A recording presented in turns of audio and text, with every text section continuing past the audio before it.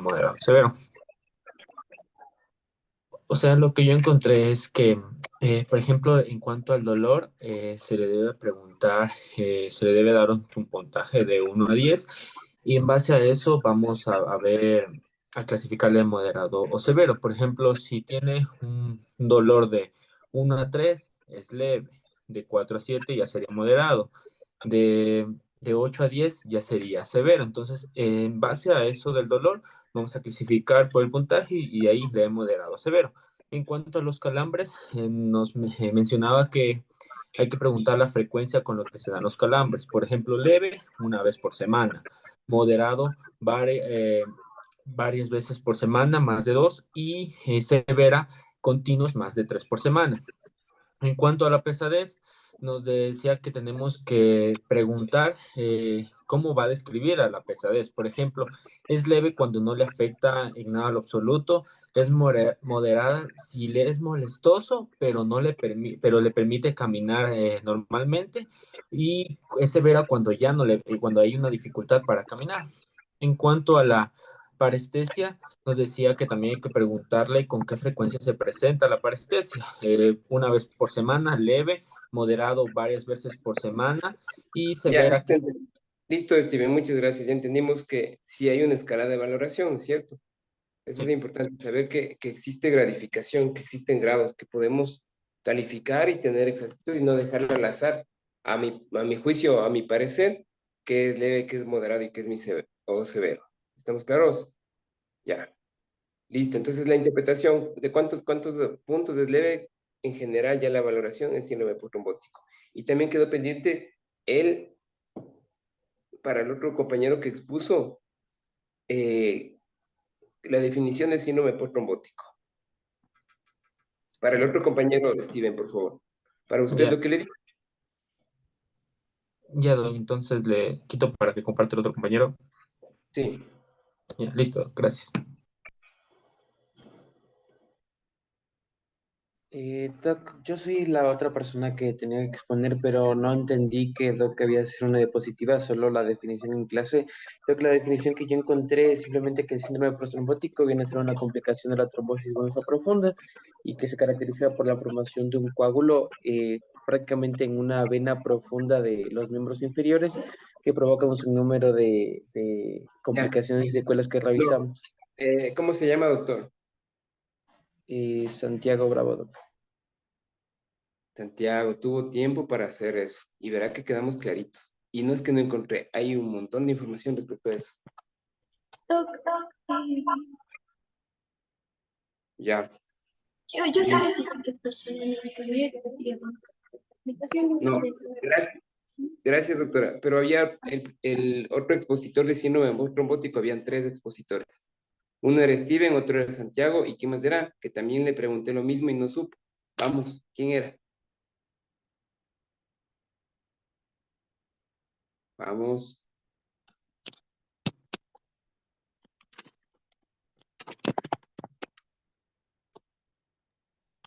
Doc, el otro estudiante no está aquí, es John Calderón. Tuvo un problema con su mamá que le llevaron al hospital. Bueno, ya. Steven, ya le tocó responder a usted mismo.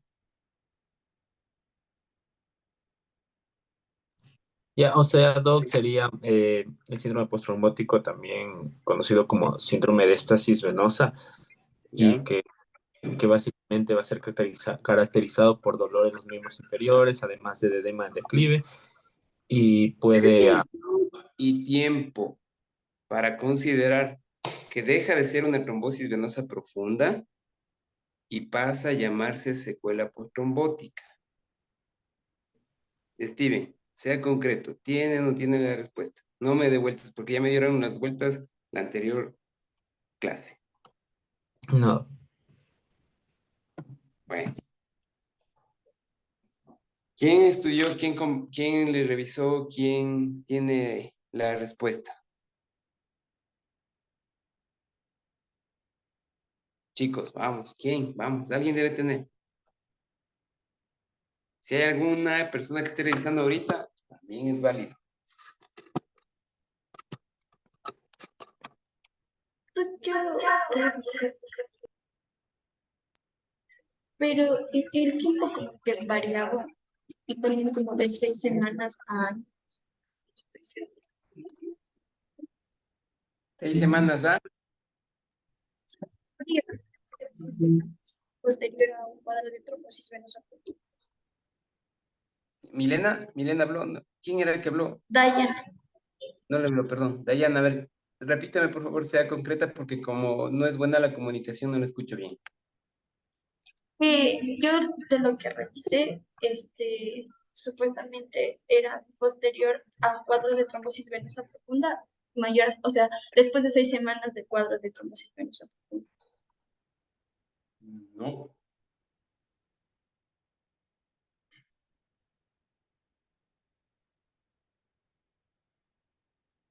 No, son 6 semanas. Doc, en donde yo había leído mencionaba que era después de 3 a 6 meses. O sea, en una literatura decía entre 3 a 6 y en otra decía a partir de los 6. Pero Gracias. Esa sí es la respuesta. Ya.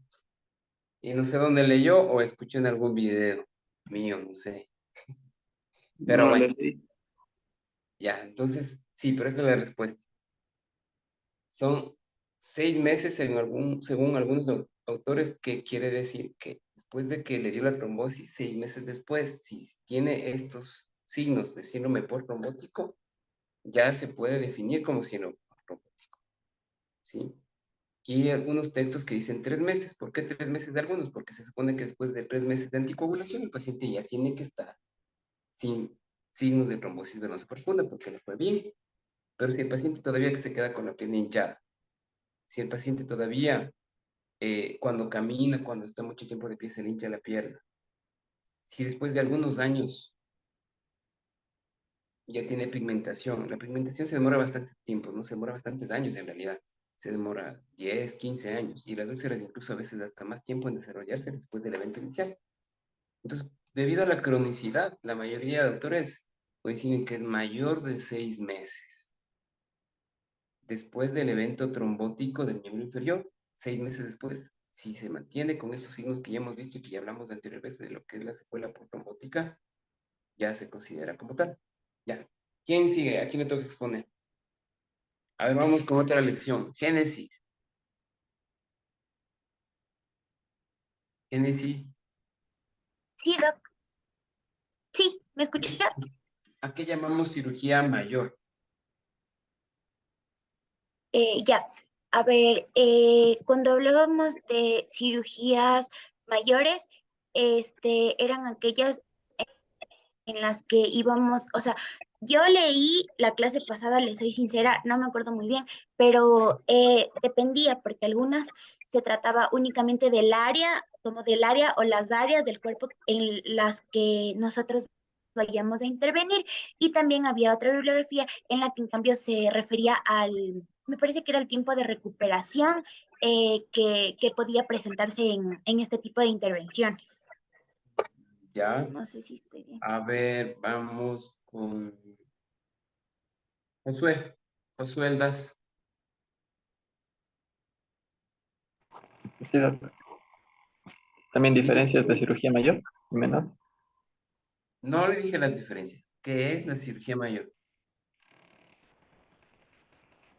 Una cirugía mayor pueden ser procedimientos quirúrgicos que se consideran más complejos, que pueden poner en riesgo la vida y son realizados bajo anestesia general.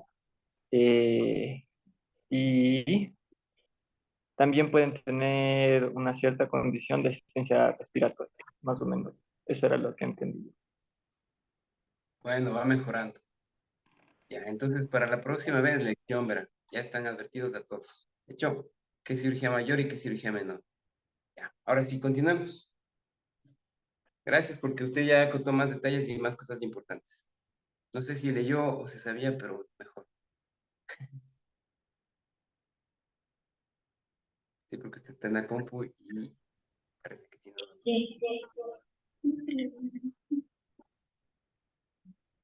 Eh, Buenas noches con todos. El día de hoy vamos a hablar acerca del diagnóstico diferencial de trombosis venosa profunda y las complicaciones.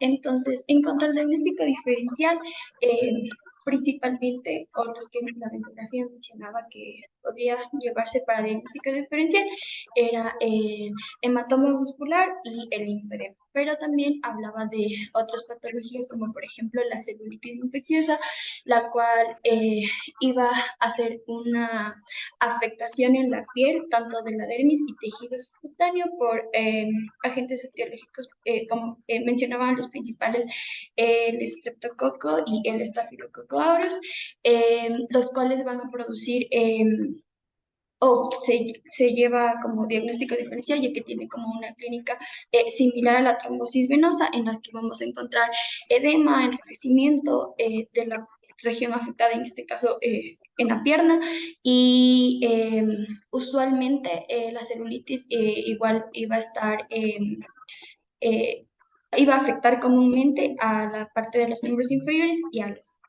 Eso en cuanto a la celulitis. También se mencionaba que como diagnóstico diferencial que debíamos considerar a la tromboflebitis superficial, en la cual igual iba a haber una condición de inflamación y de trombosis, pero de drenaje superficial, en donde van a tener manifestaciones clínicas similares a la trombosis venosa profunda, como por ejemplo la hipersensibilidad, la inflamación, el dolor y el eritema.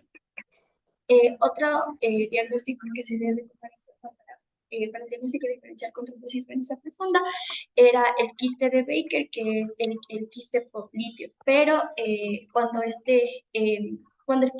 quiste se rompe. Entonces, ¿qué es el quiste? Básicamente es líquido sinovial que en la región poplitea, que va a tener va a tener manifestaciones clínicas similares a la trombosis venosa profunda cuando éste se rompe.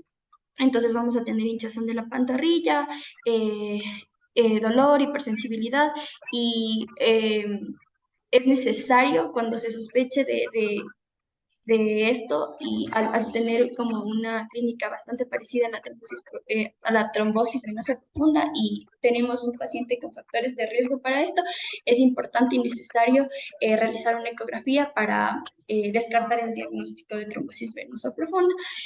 También mencionaba dentro de los diagnósticos diferenciales a la insuficiencia venosa y crónica, evidentemente, y el síndrome postrombótico. Pero de esto igual ya les voy a hablar más que un diagnóstico diferencial, o bueno, sí podría encajar dentro de esto, pero también se presenta como una complicación. Pásale, por favor. En cuanto a las complicaciones, una de Espera las. un poquito ahí ya, si no se va a hacer muy aburrido esto. Ya me acordé que era más aburrido. Incluso no hay cómo ni reírse. Ya, bueno, aunque algunos ya les veo que se están riendo. Bueno, verán. A ver, ¿quién quiere decir entonces cómo podría distinguir? Bueno, usted mismo, Dayana. ¿Cómo podría distinguir una trombosis venosa superficial, así con algo bien fácil, de una trombosis venosa profunda?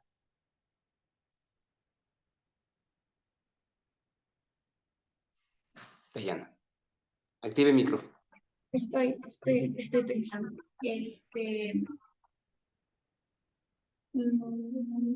Viene un paciente con trombosis venosa profunda y viene otro paciente con trombosis venosa superficial. Ahí tenemos dos pacientes. ¿Qué le llamaría la atención? ¿Qué podría decir? ¿Cuáles serían las diferencias? ¿Cómo se ayudaría usted?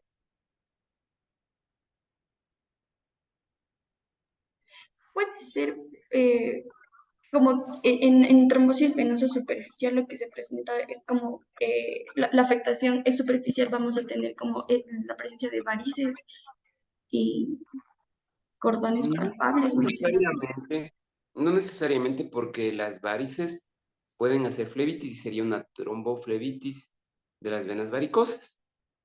Pero hay venas, la típica flebitis de Ayana, usted que habló de flebitis, ¿dónde se presenta y cuál es la más común? Porque En habló la de trombosis. safena No, es superficial, por drenaje superficial. sí, la safena es una vena superficial y sí le puede dar tromboflebitis de la safena, pero no es lo más común. ¿Cuál sería la común? La típica, la más frecuente, es la trombosis venosa superficial. No es su tema, pero estaba dentro del diagnóstico diferencial, así que sí debe de saber eso. Es en los miembros superiores, generalmente en la vena cefálica antebraquial, porque ahí lo más común es las vías. Los pacientes que estuvieron sometidos, por ejemplo, a una endoscopía digestiva, les ponen anestésicos o algún medicamento para la infusión, trombosis, ¿sí? No sé, con alguno de ustedes le debimos de haber visto a una persona del hospital que tuvo recién una hospitalización reciente y tuvo una flebitis, ¿ya? Entonces, ¿cómo se distingue? ¿Quién quiere decir y a quién se le ocurre? ¿Quién se acuerda de lo que hemos hablado así en las clases de generalidades?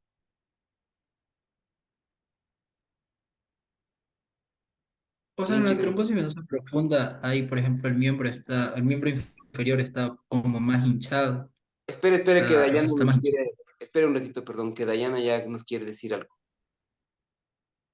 Estaba desactivado su micrófono. No, no, no, estaba escuchando lo que Jesús decía.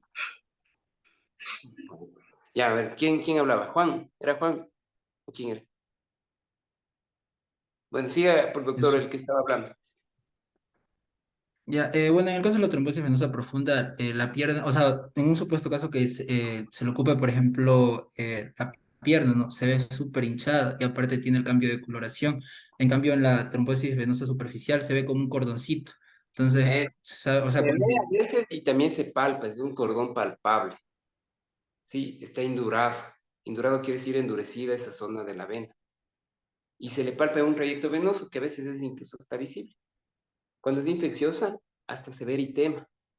Y incluso a veces en algunas ocasiones que no es de infección, igual se ve algo de eritema. ¿Ya? Pero es un cordón palpable.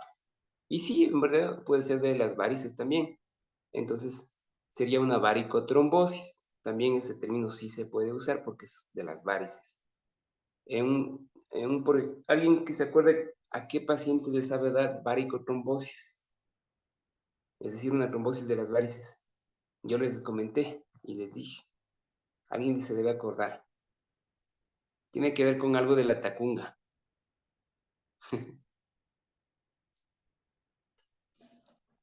Los No, no pacientes... estoy segura, pero creo que eran los pacientes que viajaban de la sierra a la costa o de la costa a la sierra. No, puede ser, pero no era la respuesta.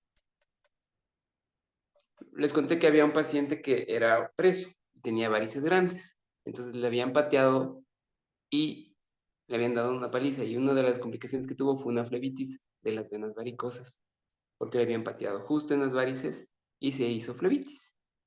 Hizo trombosis venosa superficial. Entonces se veían las varices que ya eran grandes, porque no, en varices pequeñas no pasa eso, pero en las grandes sí hay ya unos varices grandes. Y con la flebitis se hacen más grandes porque acuérdense que las venas tienden a distenderse más cuando hay un trombo adentro. Entonces se veían unos cordones enormes. Y cuando uno drena eso en una cirugía, es hasta emocionante sacar tantos coágulos. Pero bueno, en tal caso, eh, estamos hasta ahí ya. Entonces, la erisipela, ¿cómo le diferenciaría Dayan? Eh, De, bueno, vamos con la celulitis, que es más fácil. Igual le tenemos ese tema más después. o De sea, una por ejemplo, de la celulitis y o sea, se menciona que usualmente estos en cuanto como a la erisipela y a la celulitis, por ejemplo, la celulitis tenía bordes no definidos y la erisipela tiene bordes definidos y además de que, por ejemplo, se inicia con el tratamiento antibiótico y si este no responde, igual ya sabemos que es una trombosis venosa. No, lo último no, lo primero estaba bien. La celulitis tiene los bordes no bien definidos, la erisipela se les ve bien definidos. La erisipela se le ve más rojo, más inflamatorio, ¿sí? Ya. Pero bueno, en tal caso, la forma de diferenciar es que normalmente el edema no es tan marcado, normalmente no hay dolor en los proyectos venosos profundos si usted hace palpación, ¿sí?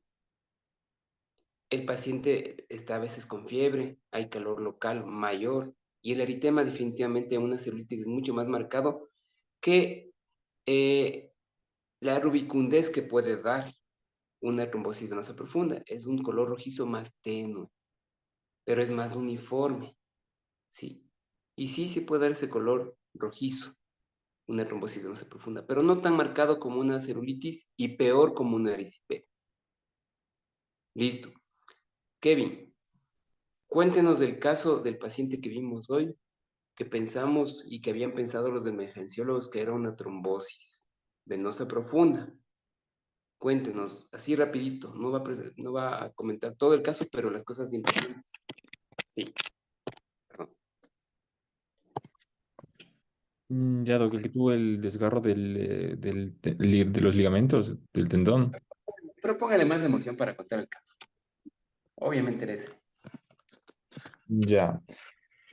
Era un paciente de mayor de edad, de 75 años, de antecedentes de alcoholismo. Al parecer se había caído hace 5 meses de un escalón y progresivamente iba incrementando el dolor y se iba inflamando hasta el día sábado, que ya notó que el, la pierna y el tobillo se habían inflamado mucho más de los anteriores días, y le hicimos el eco, el eco, una ecografía, Pero el ecodoppler. únicamente, ¿qué se veía, Kevin? ¿Qué se Mandé veía clínicamente el examen físico? al examen físico. Únicamente había mucho edema. El edema era marcado y ¿En dónde era el edema? Muslo, pierna, pierna. no, en el ¿Y muslo no, solo en la pierna, de pierna y tobillo. qué más había? Aparte de edema. ¿Dejaba o no dejaba fobia? No, parece que no dejaba fobia. ¿Ya? Se veía una coloración rojiza, se veía de algún cambio de coloración, eritematosa.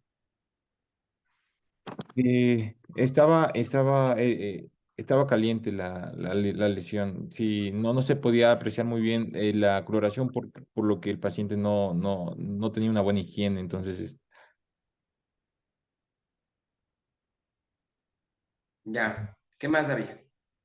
¿Había diferencia del diámetro de la pantorrilla? de la pantorrilla, sí, por unos 10 centímetros más o menos. Ya. Y qué comentó el paciente de la causa aparente? De su caída, de la caída del escalón, nada más. Ya. Bueno. Josué, ¿algún comentario? Josué Aldaz.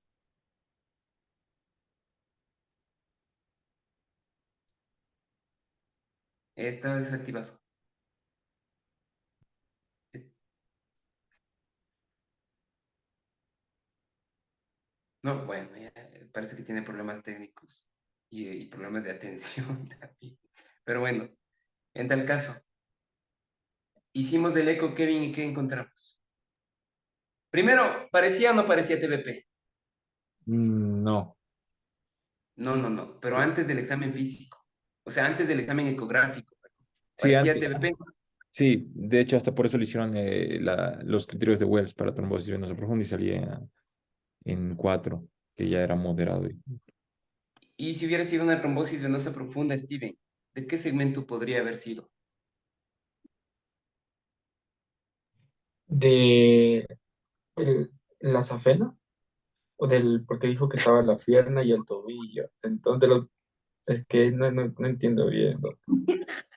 Está distraído, Steven, está en otra cosa. A No ver, estoy escuchando bien, pero no entiendo por qué dijo.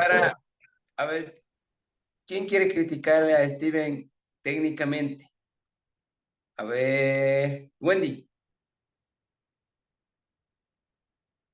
active el micrófono. Sí, Doc. ¿Cómo? ¿Cómo? Eh, A ver, Dayana, que es la presentadora oficial de este caso, de este tema. Vamos, Dayana. Yo tampoco entiendo como que quiere que le critique Steven o qué No, necesita. podría ser porque él habló de la safena y la safena es superficial. Gracias. La respuesta estaba totalmente errada, porque estábamos hablando que parecía una trombosis venosa profunda. Estaba hinchada la pierna del paciente. El muslo dijo Kevin que no estaba hinchado, y eso escuchamos todos y dijo, claro. Entonces yo les pregunté a ustedes, ¿de qué vena podría haberse tratado si hubiera sido una trombosis venosa profunda? Dayana, conteste. De trombosis venosa profunda podría ser la poplitea Gracias. auricular, No las... hable más, no se complique más, gracias. Ay, Ya. Podría haber sido de la poplitea porque estaba hinchada la pierna y no estaba hinchada el muslo. Pero ¿qué fue lo que encontramos, Kevin? Lo que encontramos fue atrapamiento en tejido muscular de la sangre, pero porque las venas sí se colapsaban. Explíqueme todo. No se complique tanto, ya se acaba de complicar. Casi es una cosa que nada tiene que ver, que es el atrapamiento popliteo, pero no lo dijo, gracias a Dios.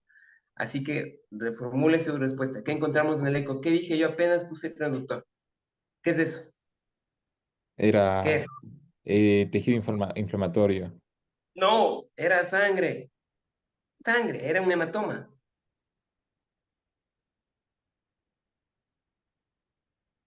¿Ya? Por eso el atrapamiento no se puede decir atrapamiento de sangre. Sí, pero no dijo el atrapamiento de sangre. A la segunda vez que le repregunté, cayó una repregunta. ¿Ya? Entonces, verán que estoy haciendo un ejercicio didáctico que se supone que debe de funcionar. Y al que esté poniendo atención, es importante que lo que vimos en el eco era sangre, había una colección. Está bien, atrapamiento, pero normalmente el término más usado es colección de sangre. Y el término técnico ya para ustedes y para nosotros es un hematoma. Había un hematoma, ¿sí? Y eso, Kevin, ¿qué nos sugería? ¿Qué nos sugería en el hematoma? ¿Qué nos sugería el hematoma? La presencia del hematoma, ¿qué sugería? ¿Qué les dije yo? ¿Qué escribí? ¿Qué nos sugería? Es un rompimiento de ligamento, o sea, es más ligamentario, es un No, desgarro muscular, no ruptura ligamentaria. ¿Ya? Aunque podría ser, pero lo más común es un desgarro muscular. Alexi, ¿tiene algún comentario? Opine, lúzcase. No, Doc, es que estaba pensando en lo mismo, porque, o sea, es a nivel de pierna, que es lo que menciono, o sea, no tendría tanta lógica lo del ligamento, a pesar de que no es, sí es un pelín, tiene parte vascular, pero lo más lógico sería la vascularización del músculo, por lo tanto, ese hematoma, o sea, solo eso Sí, estaba. era en plena pantorrilla. Era en la pantorrilla, en Es que, plena doctor, pantorrilla. como son 5 meses, el Perdón, des- que es que como dijo que tenía una evolución de 5 meses, un haya desgarro. bien factor confusional, que como hemos hablado tanto de trombosis, ustedes ya no deberían tener el factor confusional, pero hay, gracias por recortarlo. No quiero que se confunda. Simple y sencillamente el paciente se había caído hace 6 meses, hace 5 meses, y se le había quedado edematizada la piel. Normalmente, lo que suele pasar es que en un esguince de tobillo no tratado, que seguramente fue lo que él tuvo, la mayoría se debe haber esguinzado el tobillo, aunque sea un esguince grado 1 o 2, ¿no es cierto? Creo que no debe nadie. Levante la mano el que no se ha esguinzado. Ya, no tuvieron infancia. Ya, tampoco jugaron mucho. Ya, aplausos para los que no tuvieron infancia, no. Sí, porque no se han esguinzado, pero la mayoría se debe haber esguinzado. Entonces, el esguince es la torcedura del pie, del tobillo. El pie se va para un lado y la pierna se va para otro lado. Puede haber grados, eso no es de especialidad de cirugía vascular, para nada. Pero como estamos hablando de eso, les comento que después de un esguince de grado 1, 2, de grado 2, incluso de grado 1, puede quedar edema 3 meses en el tobillo y en el pie. puede dejar un edema, sin que haya habido trombosis venosa profunda, sin que haya habido un daño importante, sin nada. Eso se resuelve con rehabilitación, vendaje, elevación de miembros inferiores, ¿ya? Y seguramente tuvo eso el paciente. Se quedó con un edema algún tiempo, pero le había cedido y prácticamente esa no fue la causa, ¿sí? El desgarro muscular se puede producir espontáneamente en algunos pacientes que están con desnutrición, en pacientes alcohólicos o en cualquier persona común y corriente, pero es más frecuente en los deportistas, en los alcohólicos, en personas con desnutrición. Y este paciente era alcohólico, ¿sí? Entonces, bueno, el desgarro muscular actual produjo un cuadro muy parecido, muy similar a una trombosis venosa profunda. De hecho, lo que no tenía este paciente, que es bien característico en el desgarro muscular y es muy característico, es la equimosis. No había equimosis muy marcada. De hecho, no había equimosis. Pero cuando ustedes vean a un paciente que tiene un dolor súbito, un dolor importante en la pantorrilla, de inicio súbito, y que se acompaña de equimosis, piensen en un desgarro muscular. Yo les había dicho, no sé si en clases o en el grupo de rotación, que también se conoce como síndrome de la, que es yo les dije, algún grupo estaba presente, que es el típico paciente que se baja del bus. Entonces, paciente que se baja del bus y presenta un dolor muy intenso en la pantorrilla. ¿Alguien se acuerda ya? Síndrome de la, tiene que ver con una piedra.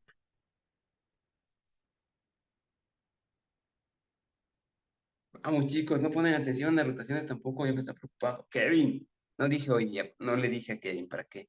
No le voy a decir si le dije y no. Hoy día no le dije a él ni al compañero que estaba, ni a John. Síndrome de la pedrada, porque el paciente dice, doctor, era como que me dieron un piedrazo. Así. Cosa que yo regresé a ver atrás, a ver si es que había alguien que me tiró una piedra. Así me dolió.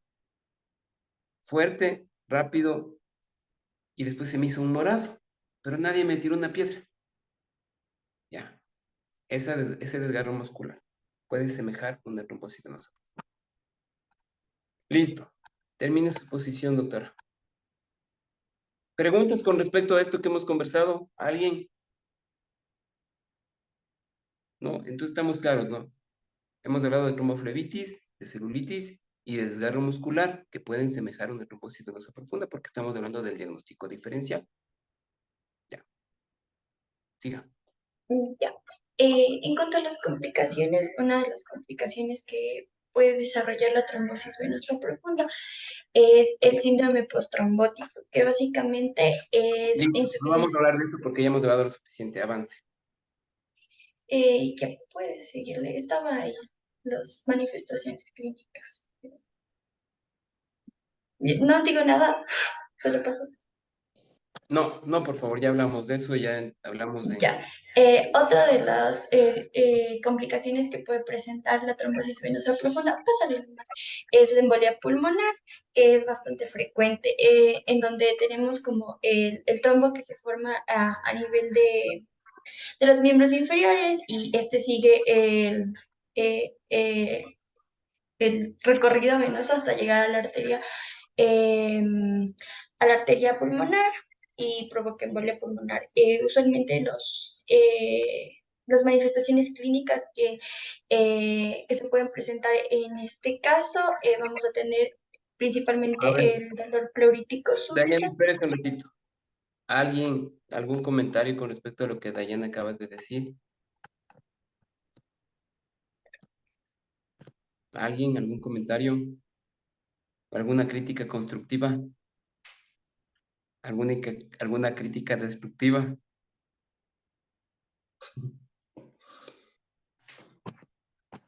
Jesús, sálveles. No escuché bien ahorita, sí.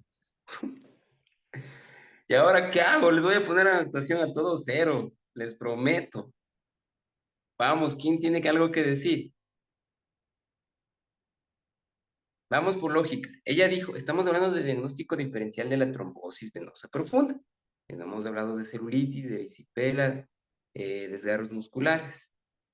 Y ahora Dayana dice la tromboembolia pulmonar. Ay, estas son complicaciones. Ya. Digo, diagnóstico, bueno, complicaciones ya listo. Ahí sí me bajo 2 puntos. Ya. Ya. Entonces, dentro de las manifestaciones clínicas en cuanto a la embolia pulmonar, vamos a tener la taquipnea, Espera un taquicardia. ratito, Dayana. ¿Alguien más tiene algún tema de tromboembolia pulmonar? No, ya no, ¿no es cierto? Sí, yo tengo tratamiento. El siguiente tema, doctor. Ya listo, hasta ahí nomás, Dayana, ya nos demoramos bastante. ¿Qué más Ah, tiene? ya. De gangrena.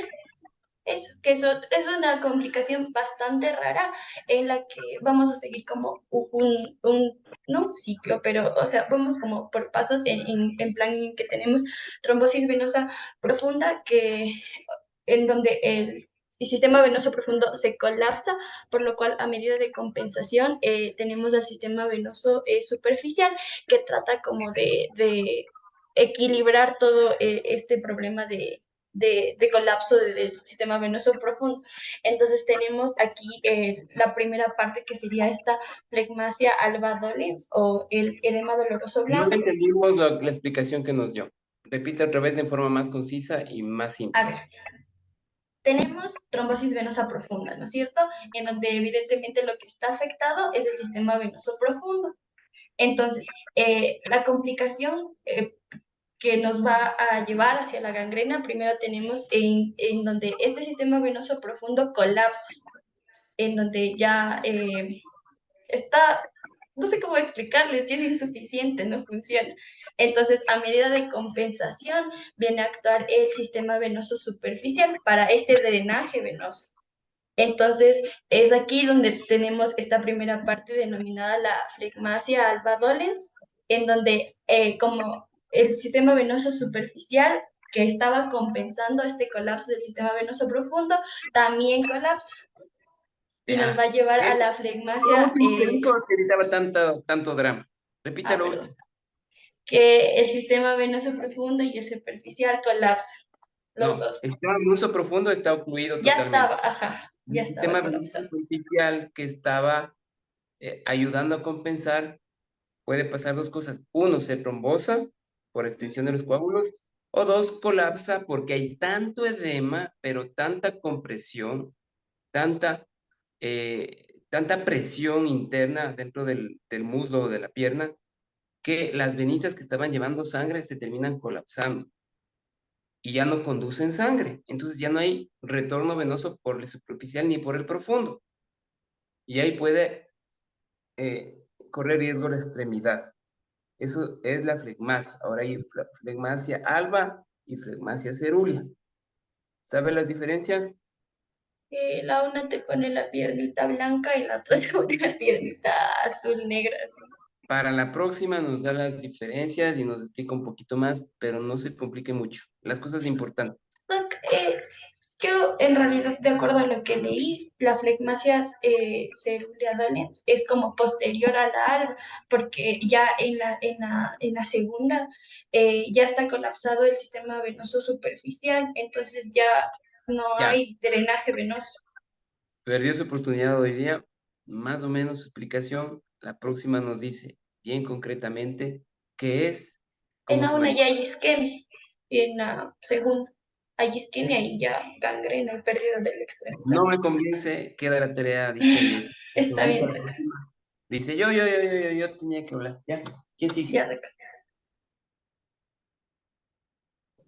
Yo sigo. Déjame compartir pantalla, Juanito, por favor. Sí está habilitado, Jesús.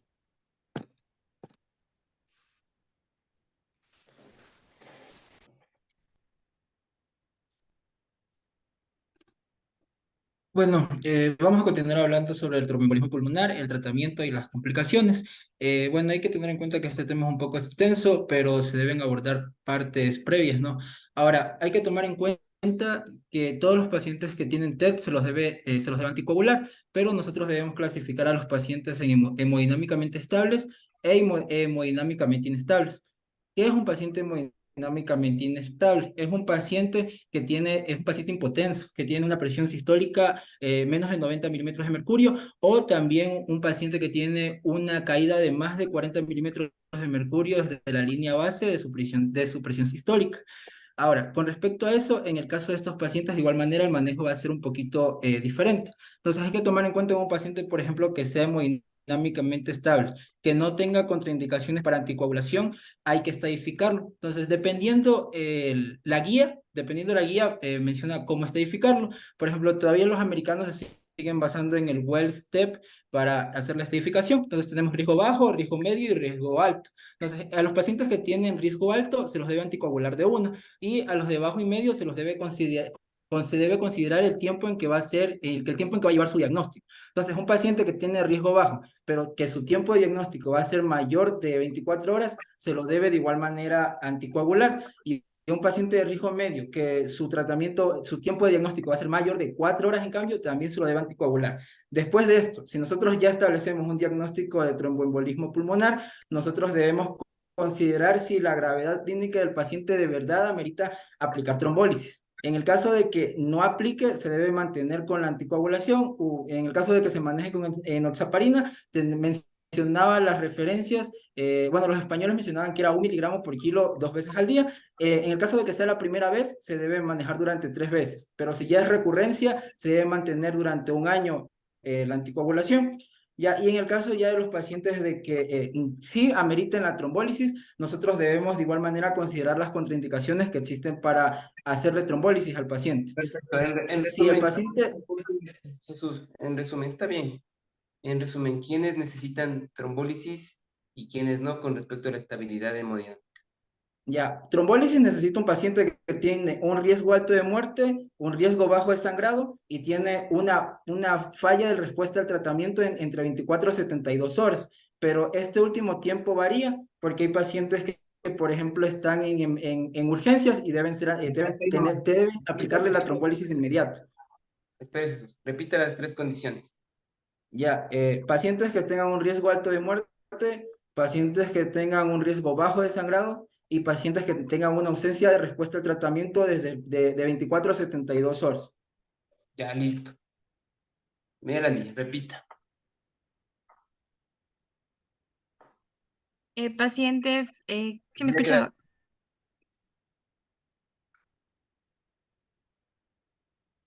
Bueno, Sí, te era escucho, Melanie. pacientes, ya, gracias. Pacientes que tienen un alto riesgo de muerte, bajo riesgo de sangrado y que no han respondido en el tratamiento, que no responden al tratamiento dentro de las últimas 24 a 72 horas.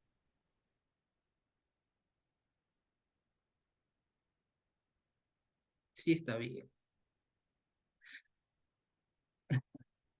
Bueno, y entonces, en el caso ya de que a estos pacientes se les realiza la trombólisis, igual se los debe mantener con la anticoagulación. Y en el caso de los pacientes que sí tengan las contraindicaciones, habían como que, dependiendo de la academia, porque por ejemplo decían que presentaba solamente contraindicaciones relativas. En el caso, por ejemplo, de los pacientes que tienen contraindicaciones relativas, mencionaba que se puede utilizar trombólisis por catéter. Trombólisis específica por catéter, pero en los pacientes que sí tengan ya contraindicaciones absolutas, de inmediato se debe manejar a través ya de la embolectomía, que puede ser embolectomías por catéter o embolectomías quirúrgicas. Entonces ya vamos a hablar de eso, ¿no? Bueno, todavía tengo tiempo. Bueno, ya en el caso ya de la trombólisis, ¿qué fármacos vamos a utilizar? Entonces, nosotros vamos a entender que los fármacos trombolíticos son fármacos que activan directa o indirectamente el plasminógeno. Entonces, a lo que actúan el plasminógeno, convierten el plasminógeno en plasmina. Y la plasmina degrada la fibrina del trombo en fibrinógeno. Entonces, nosotros tenemos categorías de fármacos. Tenemos de primera, de segunda y de tercera generación. Pero hay otra clasificación un poco más fácil para entenderla, que son los fibrinolíticos no específicos y los específicos. En el caso de los no específicos, tenemos, por ejemplo, los de primera generación, que tenemos ya la estreptoquinasa y la oroquinasa. Entonces, hay que tener en cuenta que el uso de estos fármacos, como son fibrinolíticos que actúan de forma sistémica, no solamente actúan en la fibrina del trombo, sino que actúan así a nivel global. Entonces, en el caso ya de estos pacientes, hay que tener en cuenta que estos pacientes van a tener fibrinogenemia. En cambio, en el caso ya de los pacientes que se utilizan fibrinolíticos específicos, no van a tener esta circunstancia. Y de igual manera, en el caso de que se maneje con trombólisis por catéter, se recomienda utilizar, por ejemplo, el factor activador del plasminógeno, que este es un fibrinolítico específico. Ya, y en el caso ya del tratamiento quirúrgico, nosotros tenemos que tener en cuenta de que este va a ser para pacientes hemodinámicamente inestables y en quienes la terapia trombolítica está contraindicada. Entonces, esas son las dos cosas. Pero antes de esto hay que tomar en cuenta que los pacientes no tienen una situación clínica estática, porque un paciente puede estar estable, pero después de un rato puede convertirse en inestable. Y asimismo un paciente inestable puede convertirse en estable. Entonces esto ya depende como que de la valoración, porque un paciente hemodinámicamente inestable también puede, aparte de la anticoagulación, mencionaba que se pueden utilizar otros fármacos como vasoactivos para intentar, ¿cómo que se dice? ¿Cómo se dice? Hacer que el paciente esté estable, se me fue la palabra. Se me fue, pero ya les digo. Ya, entonces en estos pacientes hay que tomar en cuenta eso, ¿no? Entonces, ahora con respecto a las embolectomías, tenemos embolectomías por catéter, que son como que menos invasivas. Se menciona la bibliografía que se puede realizar embolectomías dirigidas desde la vena femoral común hasta, por ejemplo, ya llegar al lecho pulmonar.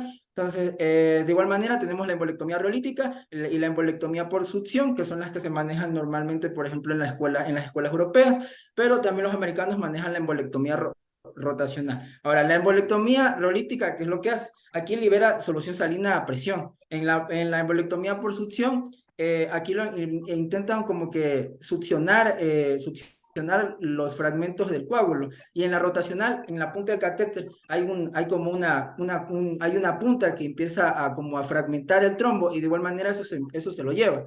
Y en el caso de la embolectomía quirúrgica, aquí ya hay como que, esta no se realiza como que como tal en muchas partes porque se necesita un equipo como que capacitado para esto, porque es un proceso realmente muy invasivo.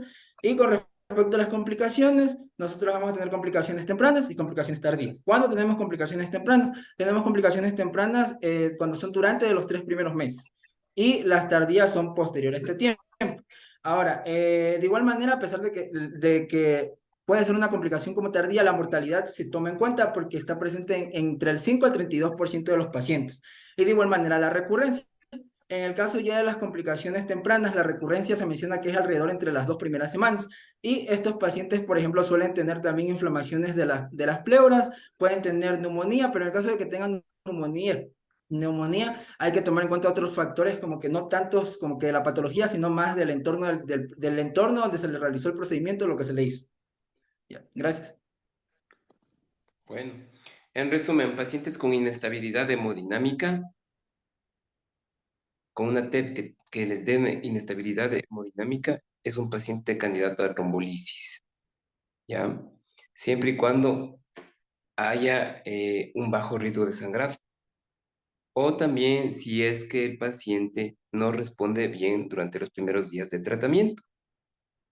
Y sobre todo que esté confirmado el diagnóstico de tromboembolia pulmonar. ¿Listo? Porque la tasa de complicaciones por hemorragias es alta. Entonces no se les puede hacer a todos los pacientes que tienen embolia pulmonar, porque gran parte de los pacientes que tienen embolia pulmonar sin inestabilidad les va bien con la anticoagulación. Entonces, ¿para qué someterle a un riesgo de sangrado cerebral, en el ojo, retroperitoneal? Imagínense si es que le va a ir bien igual con la anticoagulación y se va a recanalizar el sistema arterial pulmonar. Ahora, si es que es un coágulo gigante que tapa el tronco de la pulmonar, obviamente le va a dar inestabilidad hemodinámica al paciente y ese paciente requiere trombolisis. Por otro lado, si es una trombosis segmentaria o subsegmentaria, seguramente no necesitará trombolisis porque no va a ser inestabilidad hemodinámica. Verán que les explico dando vueltas y rotaciones para que no haya confusiones. Sigan, por favor. Gracias, Jesús.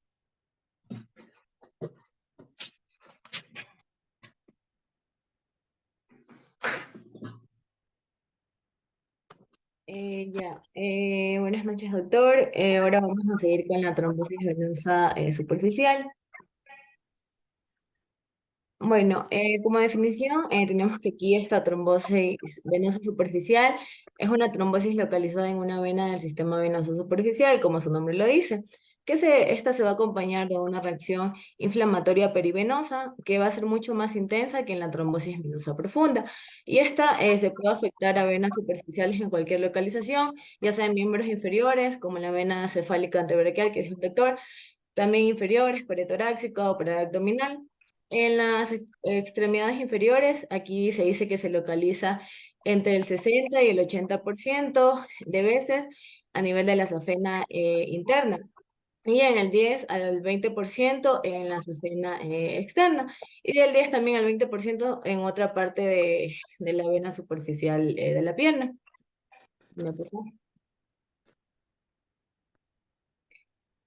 Bueno, en su etiología, pues aquí lo que la causa es la tromboflebitis, que esto va a ser un coágulo sanguíneo que puede formarse en la sangre, como resultado puede ser aquí de una lesión de la vena, como el caso del brazo que decía el doctor, que son más frecuentes ahí.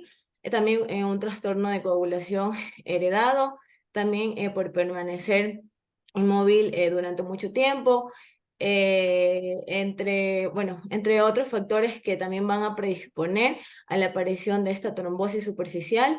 Se va a incluir la obesidad, las cirugías recientes, el embarazo, reposo, como ya les dije, también las enfermedades de corazón y el tratamiento hormonal cambia. Bueno, entre su clasificación, nos decía que aquí la trombosis, cámbiale por favor, que la trombosis venosa superficial pues puede aparecer sobre todo en una vena sana o también sobre una vena varicosa, y que esta es más frecuente en las venas varicosas, que se le va a denominar también varicoflebitis, pero también, como ya les dije, pueden afectar aparentemente a las venas que son normales.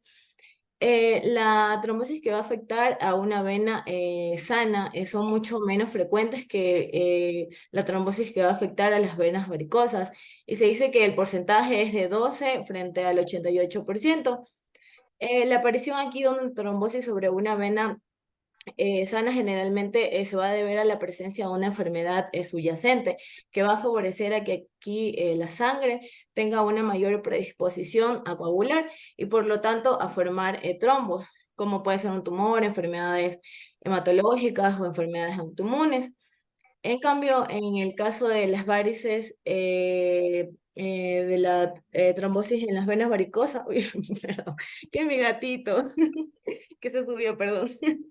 En el caso de aquí de las venas varicosas, se va a producir aquí en cambio un lentecimiento del flujo y un remanso de la sangre, que unido a factores como estar inmovilizado durante muchos días, hace que sea posible aquí que se forme un trombo.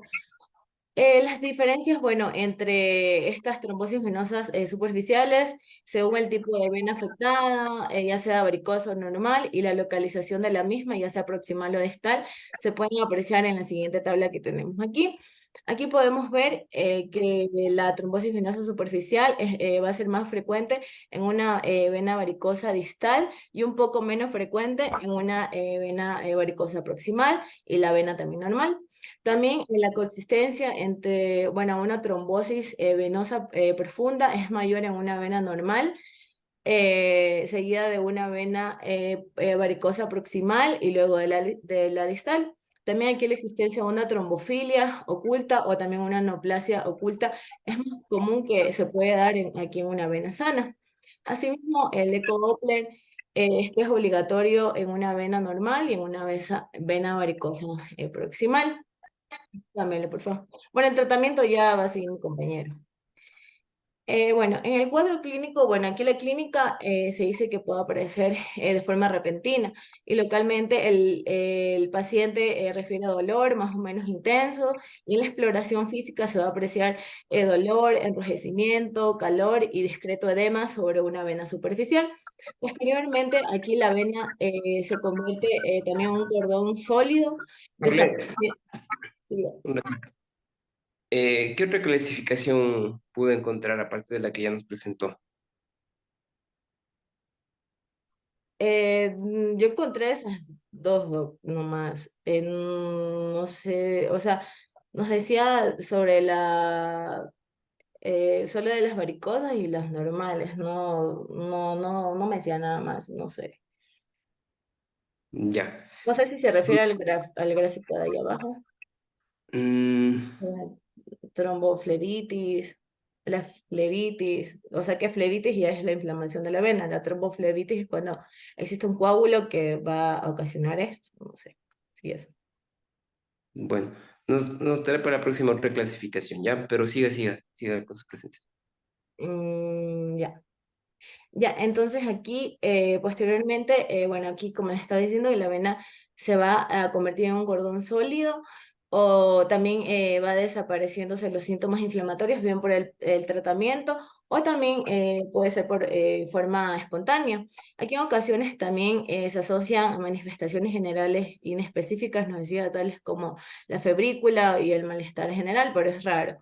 Y en la varicoflebitis, también aquí se va a manifestar de forma súbita como un nódulo varicoso doloroso, indurado, caliente y enrojecido. Cámbiale por aquí. Ya hablamos de eso justo, ¿no? Ujú. El paciente que tiene venas de varices, que por ahí sufre un traumatismo y va a tener una varicotrombosis, ¿sí? Y si es que eso se suma a una infección, sería una varicotrombosis séptica, Ujú. porque hay un proceso infeccioso de por medio. Siga. Ya. Ah, Bueno, usted me había... qué es la trombosis migrans que veo que puso ahí y por qué es importante? O sea, la trombosis migrans era O la que... migratoria también, es lo ¿Mandé? mismo. También llamada migratoria. Ajá. Es la que migra, obviamente. Pero bueno, esta se va a caracterizar por episodios recurrentes de trombosis segmentaria, creo que algo así leí, que va a afectar aquí a las venas superficiales también, al tronco o al abdomen. Y bueno, y esta leía también que se ha asociado a diferentes enfermedades inflamatorias y alteraciones de la coagulación y el cáncer. Eso era lo que podía leer. Es una manifestación del cáncer muchas veces. ¿Y a qué se refiere? No es que el coágulo migre en realidad, sino que, por ejemplo, hace 2 semanas tuvo una trombosis de la safena mayor derecha. Hoy llega como una trombosis superficial de la cefálica izquierda. Después de unos 3 meses llega con una trombosis de la yugular externa. O sea, ¿Ya? van migrando a diferentes lugares. O No es que sea, migre la la pierna, trombosis, se presenta aparece otra. en diferentes sitios. Ajá, allá. ¿Ya? No es que la misma trombosis, no es que el coágulo va a ir de la De la pierna pierna al brazo. al brazo al cuello. No. Ya, listo, sigamos. Ya, usted me había dicho que le consulté sobre algún artículo de las medidas de compresión. Bueno, ahora les voy a hablar sobre una revisión de las medidas de compresión graduada. Solamente hagamos un paréntesis aquí, ¿no? Porque nada tiene que ver con lo que estamos hablando del No. tema suyo, Ajá, esa parte. ¿no? Que se le asignó ese tema porque quedó una situación pendiente en el tema de la presentación del tratamiento con medias elásticas y con medicamentos con respecto a la profilaxis. Ahora, ¿qué nos iba a aclarar? Era el objetivo. Ya, vamos, siga. O sea, les voy a hablar sobre la profilaxis de las medidas de compresión graduada para la prevención de la trombosis venosa profunda. Bueno, para esta revisión se utilizaron ensayos controlados aleatorios que incluyeron el uso de medidas de compresión graduada sola o también usada en un contexto de cualquier otro método profiláctico de TBP. Y se combinaron los resultados de estos dos grupos de ensayos. Cámelas, por favor. Bueno, para resumir un Ahora, poco, ¿cuánto se va aquí a demorar en eso? no menos de 5 minutos. O sea, le voy a hacer un resumen. Vamos a dejar eso para la próxima, ¿ya? ¿Ya?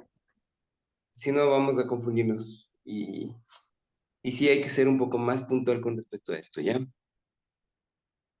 De hecho, ¿quién sigue? Yo, Juan. ya, ahora vamos a hablar acerca del tratamiento de la trombosis venosa superficial. Pásale, por favor. Entonces, ¿cuáles son los objetivos de este tratamiento? Primero es tratar los síntomas, ya que en un inicio el paciente puede presentar varios síntomas como dolor, entumecimiento y diversos. También es evitar la extensión del trombo, porque vamos a ver que la localización es muy importante y va a estar en estrecha relación con el tratamiento. Entonces, es uno de los principales objetivos. Luego, prevenir las complicaciones embólicas, es decir, que se desprenda ese trombo, evitar las recidivas, que es frecuente que se produzcan estas recidivas si no se da un tratamiento adecuado, y obviamente disminuir la morbilidad, que es la suma de los anteriores objetivos. Siguiente. Entonces, el tratamiento va a ser para aquellos pacientes que se presenten sintomáticos y vamos a ver que tienen diferentes medidas y diferentes evoluciones. Primero vamos a entrar con las medidas generales, las cuales son las que siempre tomamos, que consisten en elevación de las extremidades para favorecer el retorno venoso, la colocación de compresas tibias o frías para disminuir el entumecimiento de la extremidad, y la deambulación precoz en el caso de que se haya producido alguna inmovilización y esto haya conllevado a la trombosis venosa superficial. También tenemos la terapia compresiva con el uso de medias, las cuales va a depender obviamente del trayecto venoso que se encuentre afectado y de la compresión necesaria. Y el uso también de un vendaje compresivo en la fase inicial, si existe una importante sintomatología local que va a favorecer el retorno venoso. También tenemos el uso de los AENs. Esto va a ocasionar un alivio al dolor y a la inflamación que se produce en el miembro inferior. Y este también va a ayudar a disminuir la extensión y la progresión de esta trombosis venosa. Los principales AINES utilizados son ibuprofeno, una dosis estándar que sería de 400 miligramos cada 8 horas, un naproxeno 500 miligramos cada 12 horas. Puede ser uno u otro. Y esto se va a dar, la duración del tratamiento va a ser por alrededor de 7 a 14 días. Y también tenemos tratamientos tópicos que igual van a mejorar la clínica del paciente, los cuales pueden ser antiinflamatorios tópicos y estos no van a tener ningún efecto sobre la recurrencia ni la extensión, a diferencia de lo que ocurre con los AINES. Por eso estos tratamientos tópicos se los utiliza o se los trata en la literatura con pinzas, ya que no se ha visto una mejoría significativa en los pacientes. Siguiente. Y vamos a hablar un poquito de los riesgos, porque aquí quiero que me entiendan una cosa que vamos a hablar en el algoritmo del diagnóstico, y es que va a ser muy importante dónde se localice esta trombosis, ya que vamos a ver que va a variar el tratamiento. Entonces, aquí dentro de los riesgos, que un poco ya se habló en la anterior exposición, quiero que vean el tercer riesgo, y es que la proximidad anatómica donde exista la trombosis venosa superficial, es decir, ya que se encuentre cerca al sistema venoso profundo, va a cambiar las indicaciones de tratamiento, ya sea en el callado de la unión safeno-femoral o safeno-poplitea. Y también la trombosis extensa de más de 5 centímetros. Siguiente, por favor. Entonces aquí es el algoritmo que se utiliza para el tratamiento de la trombosis venosa superficial y los tiempos. Entonces vamos a comenzar desde la derecha, desde el extremo derecho, para que ustedes me vayan entendiendo de mejor forma, hacia el extremo izquierdo. Entonces, cuando se encuentra a menos de 3 centímetros de los callados, que ya vimos que los callados, ya sea safeno-femoral o safeno-poplitea, se va a utilizar el tratamiento de heparinas de bajo peso molecular a dosis terapéuticas, y también el tratamiento va a ser muy similar al que vimos ya de la trombosis venosa profunda. Le puedes dar un clic. Ya, entonces ahí vemos que se utiliza estas heparinas a dosis terapéuticas. Se puede utilizar enoxaparina, dalteparina, nadroparina, y también un fármaco que se va a hablar mucho en esta trombosis venosa superficial, el cual es la fundaparinux. Y este es un fármaco vía subcutánea, el cual la dosis va a ser de 2.5 miligramos al día. Y como el tratamiento, recordemos que está cerca del callado, es decir, que va a existir un riesgo de que se produzca una trombosis venosa profunda, el tratamiento va a ser por el mismo tiempo que ya habíamos hablado, alrededor de 3 a 6 meses.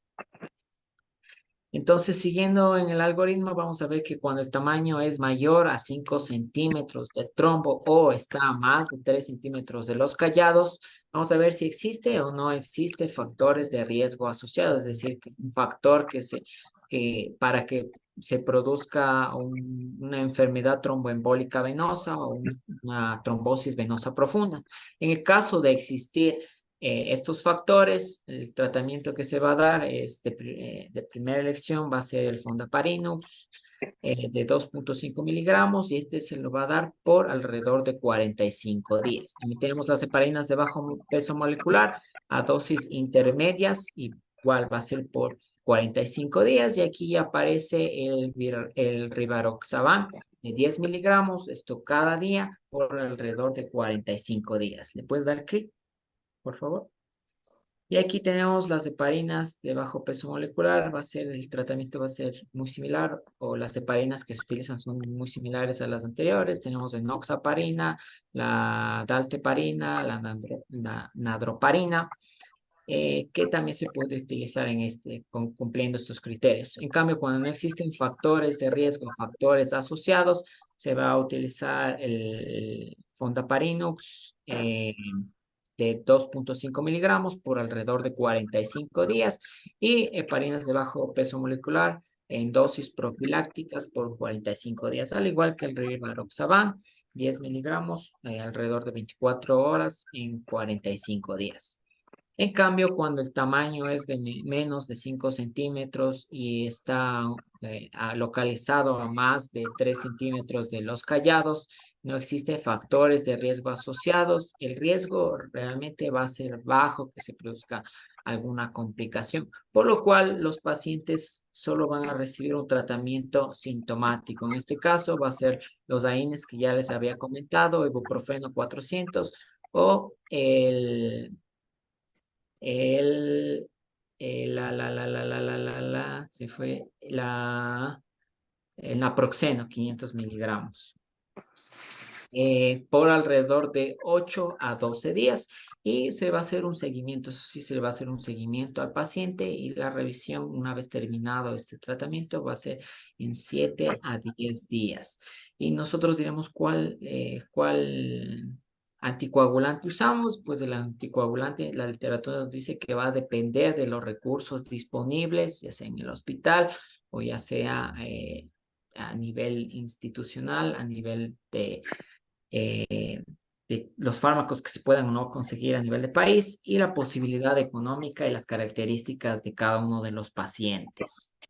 Ya, listo. En resumen, si es que el trombo es corto en longitud, menos de 5 centímetros, y está lejos de la unión safenofemoral o de la unión safenopoplitea, solo AINES, 7 días, 10 días, ¿sí?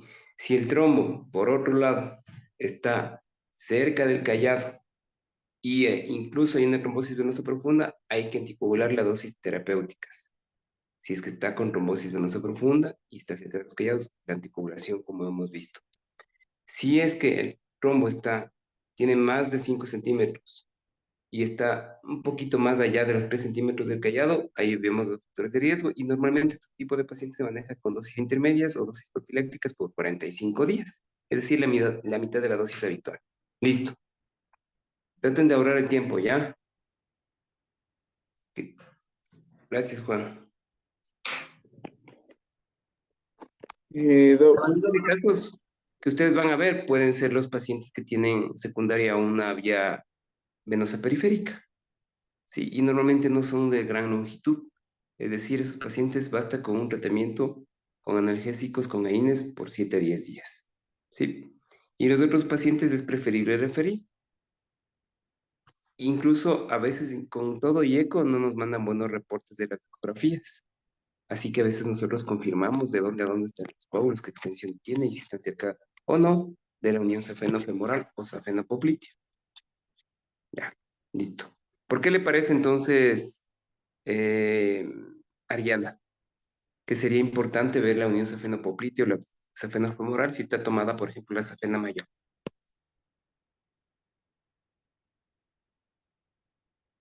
Está con un trombo la safena mayor. ¿Por qué sería importante el eco?